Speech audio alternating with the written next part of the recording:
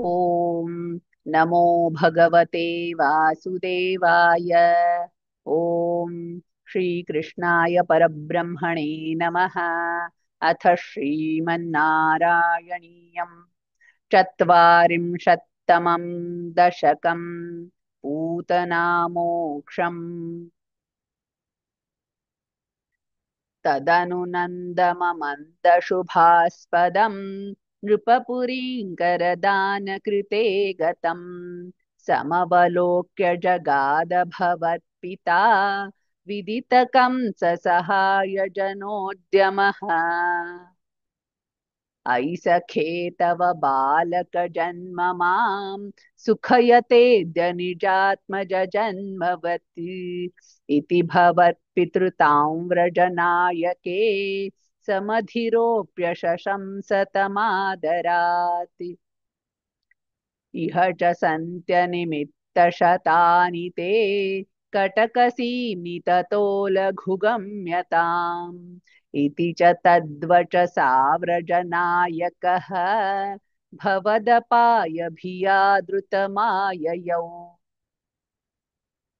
अवसरे खलु तत्र च काचन व्रजपदे मधुराकृतिरङ्गना तरलषट्पदलालितकुन्तला कपटपोतकते निकटं गता। सपदि साहृतबालकचेतना निशिचरान्वयजा किल पूतना व्रजवधूष्विहकेयमिति क्षणं विमृशतीषु भवन्तमुपाददे। ललितभावविलासहृतात्मभिः युवतिभिः प्रतिरोद्धुमपारिता स्तनमसौ भवनान्तनिषेदुषी प्रददुषी भवते कपटात्मने। समधिरुष्य तदङ्कमशङ्कितः त्वमथ बालकलोपनरोषितः महदिवाम्रफलङ्कुचमण्डलं प्रतिचुचूषिथ दुर्विषदूषितम्। असुभिरेव समन्धयति त्वयि स्तनमसौ स्तनितोपमनिस्वना निरपतद्भयदायिनि जंवपुः प्रतिगता प्रविसार्य भुजाबुभौ।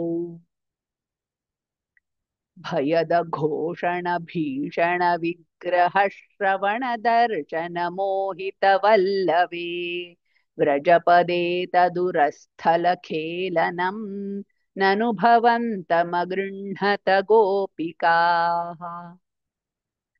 भुवनमङ्गलनामभिरेव ते युवतिभिर्बहुधा कृतरक्षणः त्वमयि वातनिकेतननाथ माम् अगदयन् कुरुतावकसेवकम्। इति श्रीमन्नारायणीये पूतनामोक्षन्नाम चत्वारिंशत्तमं दशकं समाप्तं। नारायणाखिलगुरो भगवन् नमस्ते।